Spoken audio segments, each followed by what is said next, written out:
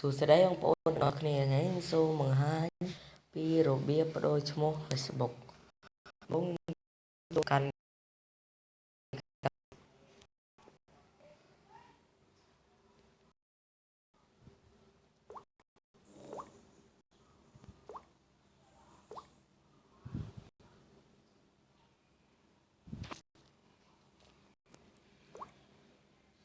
ពេលយើងចូលមកកម្មវិធី Facebook វានឹងឃើញតម្រង់បែបនេះដូច្នេះយើង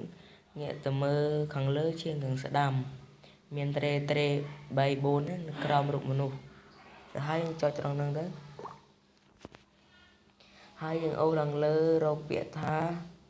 account setting បាទនេះរួចហើយយើងចុចត្រង់ហ្នឹងទៅ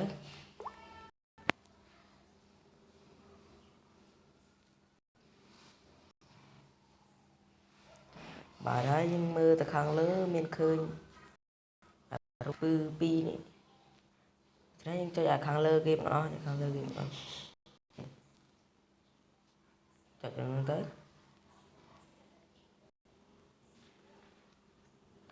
វាជាបែបនេះហើយយើងមើលខាងលើគេទាំងអស់ដែលថា name ឬហើយចុចត្រង់ហ្នឹងទៅហើយបងប្អូនចង់ដូរឈ្មោះមិនបានដែរស្រាច់ទៅបងប្អូន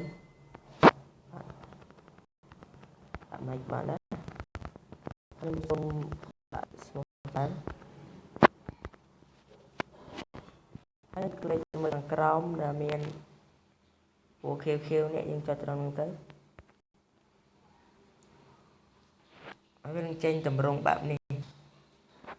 ហើយយើងដាក់ password Facebook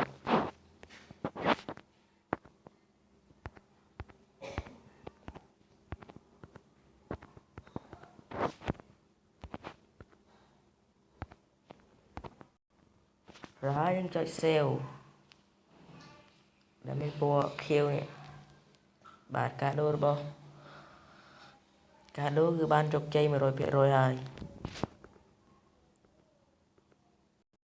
ដូច្នេះវីដេអូនេះសូមបញ្ចប់តែប៉ុណ្ណា